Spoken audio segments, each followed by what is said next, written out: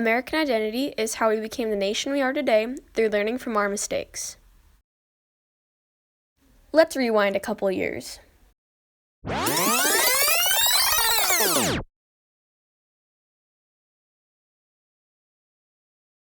Perfect. Now it's 1492 and America now has been discovered by Christopher Columbus. Now let's skip forward a couple years to get with the program. Alright, now we are at the part where the 13 colonies have been established and now are functioning under the British government.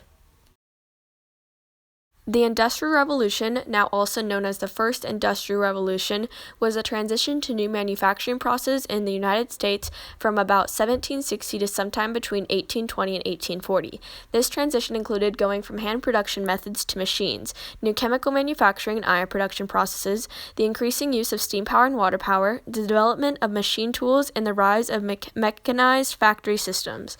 The Industrial Revolution also led to an unprecedented rise in the rate of population growth. This led to more people needing more products, increasing the pollution in the air due to these machines and factory systems.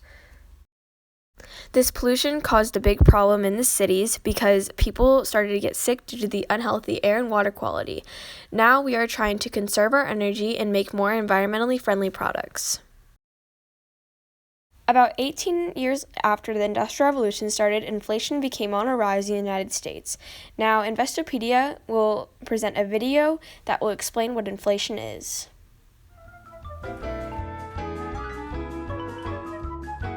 Inflation is the increase in prices of goods or services over time. Dan just got paid and needs to buy groceries. Dan heads to the grocery store and loads up his cart with the items that he needs. These items cost Dan a total of $100. A year later, Dan returns to the grocery store with $100 to purchase the same items. However, now the same items cost $105 and Dan is forced to remove an item from his cart. Dan has experienced the effects of a 5% inflation rate. This inflation problem has not been resolved, but for the past 200 years we've been working towards a solution in order to fix it. One popular method of controlling inflation is through a contractionary monetary policy. The goal of a contractionary policy is to reduce the money supply within an economy by decreasing bond prices and increasing interest rates. Manifest Destiny was a phase and idea that expresses the belief that the United States of America is a nation destined to expand from the Atlantic coast to the Pacific. This idea was also used by supporters to justify other territorial acquisitions. The supporters of this ideology believed that the expansion was not only good, but obvious and accurate. Sadly, this moving west idea wasn't great for the Native Americans, and they got displaced. Leading into my next topic of Trail of Tears. At the beginning of the 1830s, nearly 125,000 Native Americans lived on millions of acres of land in Georgia, Tennessee, Alabama, North Carolina, and Florida land their ancestors had occupied and cultivated for generations. By the end of this decade, very few natives remained anywhere in the southeastern United States because of this deadly journey known as the Trail of Tears. Slowly but surely, we have been cleaning up our past, and now we have Native American Heritage Month and other inclusive and diverse communities. The domestic petroleum industry began in 1859 with a 69.5 deep hole forever changed America's economy, standard of living, and culture. To get a better understanding, watch this video on how oil is drilled.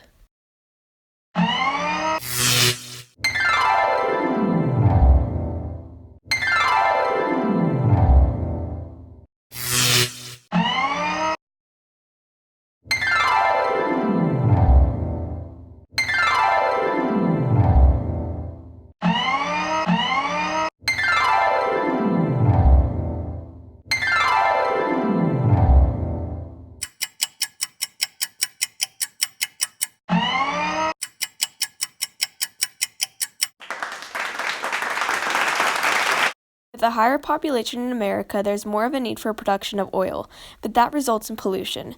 So now we are resorting to renewable resources like solar, wind, and water power. The Civil War in the United States began in 1861 after decades of simmering tensions between northern and southern states over slavery, states' rights, and westward expansion. The election of Abraham Lincoln in 1860 caused 7 southern states to secede and form the Confederate States of America. 4 more states soon joined them. The war between the states, as the Civil War was known, ended in the Confederate surrender in 1865. The conflict was the coldest and deadliest war ever fought on American soil, with some 620,000 of 6.4 million soldiers killed, millions more injured, and much more of the South left in ruin. Although we had a huge conflict and war, it ended in the United States. The Great Depression was from 1929 to 1939 was the deepest and longest-lasting economic downturn in the history of the Western industrialized world. In the United States, the Great Depression began soon after the stock market crash of October 1929, which sent Wall Street into a panic and wiped out millions of investors. The New Deal was a series of programs, public works projects, and financial reforms and regulations enacted by Franklin D. Roosevelt in the United States between 1933 and 1939. It responded to the needs for relief, reform, and recovery from the Great Depression. The Dust Bowl was a period of severe dust storms that greatly damaged the ecology and agriculture of the American prairies during the 1930s. Severe drought and failure to apply dryland farming methods to prevent the aeolian process, which is basically wind erosion, caused the phenomenon. The drought came in 3 waves, 1934, 1936, and 1939 to 1940, but some regions in the high plains experienced drought conditions for as many as 8 years. Now we have learned through our mistakes, and we use better farming methods in order for this not to happen, to prevent wind erosion and soil erosion. Now this documentary will take a turn into connecting our American identity with the ocean. Every day, pollutants are dumped into the ocean. This waste affects the daily life of fish and other marine creatures. Marine pollution is a growing problem in today's world. Littering, storm winds, and poor waste management all contribute to the accumulation of this debris. 80% of this pollution comes from sources on land. As you can see from these pictures, this ocean is trashed, and many of the creatures, like the sea turtle here, are picking up it and eating it or getting strangled with it. This relates to the Industrial Revolution in the way of pollution. Now, there are solutions being made where this ocean pollution can be reduced. Oil and gas development, entanglement in fishing gear, collisions with ships, and the loss of food source is threatening gray whales. The western North Pacific gray whale is on the verge of extinction because of such threats. The waters off of Russia's Sakhalin Island is a main feeding habitat for them in the summer, but those places are targeted for oil and gas development. Therefore, the water is getting polluted and their food source is declining. This can be connected to inflation in a way that Americans need more money to survive during inflation, and right now gray whales are needing more food to survive. Another whale in danger is the humpback whale. The humpback whale is federally listed as endangered. Threats to these whales include entanglement in fishing gear, ship strikes, whale watch harassment, habitat impacts, and harvest. What they mean by whale watch harassment is that whale watch companies follow their migration patterns and harass them, sometimes even striking them with their own ship on accident. This can connect to Manifest Destiny in terms of migration. Americans were migrating west during Manifest Destiny, and humpback whales migrate all around the globe, except for the fact that humpback whales don't affect other populations like Americans did to the Native Americans. Enough of the sad stories. This lionfish is being related to an American during the Trail of Tears. The lionfish right now are an invasive species that were introduced a few years back to the Caribbean or Caribbean. Since they're an invasive species, they can easily take over due to the lack of predators they have. So people have been training nurse sharks to eat lionfish the correct way without being poisoned. Watch this video on these scientists trying to train a nurse shark.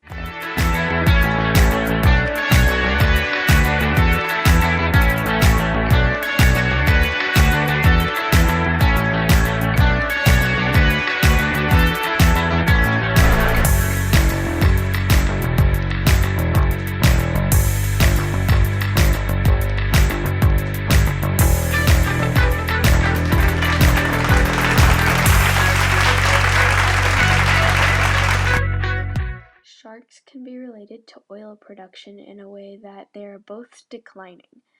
Sharks are being used for shark fin soup in Asian countries, and this video will show you how shark fin soup is made and why it is not sustainable.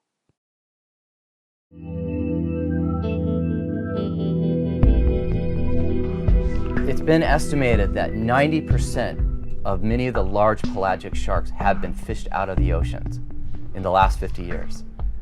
10% left within 50 years. We're just too good at fishing, and now we've got this practice that's actually targeting sharks. It's a real ocean crisis. Sharks have shaped evolution in the ocean. The fact that fish are camouflaged, their speed, their behavior has all been influenced by the shark.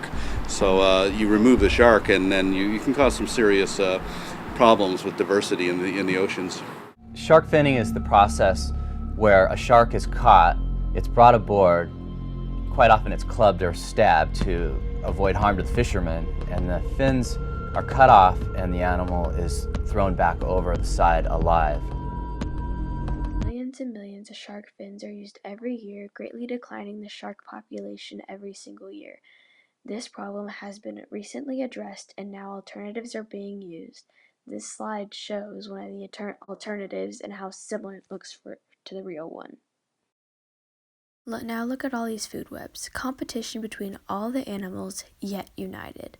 Which is personally what I think the Civil War was about. Yes, it was a big problem, competition between two sides, but they ended up united just like all of these food webs are. A united ecosystem and a united nation. Great Barrier Reef is going through quite the Great Depression right now due to coral bleaching and pollution. This is a before video of the Great Barrier Reef.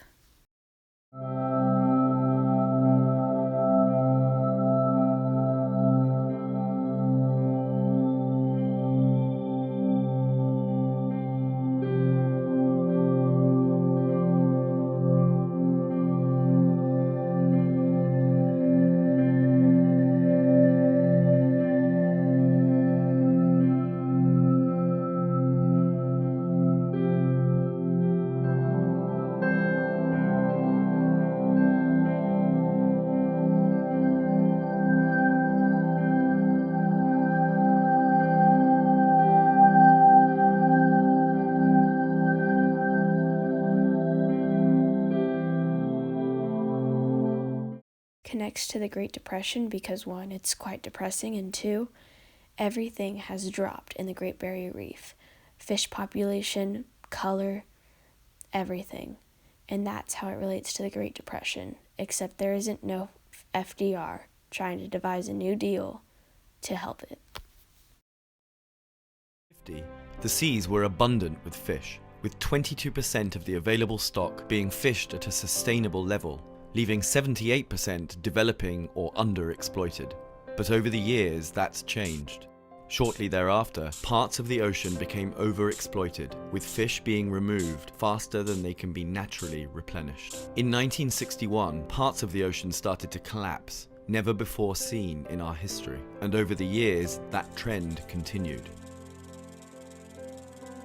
At last count, in 2014, only 17% of the world's fish stocks were considered developing. 16% of stocks were overfished, and 2% were collapsed. Overfishing leads to annual global economic losses of $83 billion. By 2030, global aquaculture will need to grow by at least 4% per year to meet projected demand. But there is hope. Marine protected areas support the recovery of fish stocks, often doubling or tripling spawning numbers, with tenfold increases in egg production in just 5 to 10 years. Overfishing relates to the Dust Bowl because before the Dust Bowl happened, people overused the land for agriculture and turned it to dust. Now, with the overfishing, we are turning our oceans into dead seas. Now, there are many foundations that are helping wildlife and ocean conservation. Any of these, feel free to donate to be your own American identity, fix your own problems, and learn from your mistakes. It is your time to change now. Change America, the oceans, and maybe even the world.